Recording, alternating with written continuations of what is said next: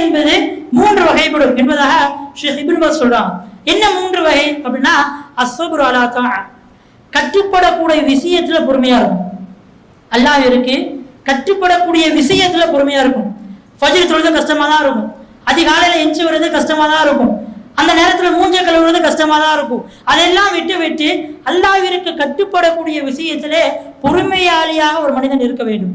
அதே நேரத்தில் அஸ்ஸப்ரு அலல் மஅசியா, பாவத்தை விட்டு விலகியதை விட்டும் ஒரு மனிதன் பொறுமையாக இருக்கணும். அவனுக்கு முன்னாடி எப்படி இருக்கும் அப்படின்னா, இந்த உலகத்துல எல்லா விஷயமும் அழகாக்கப்பட்டிருக்கும். அவன் பாவத்தை செய்ய நினைப்பான், அந்த பாவத்தை விட்டு விலகுவதும் பொறுமை.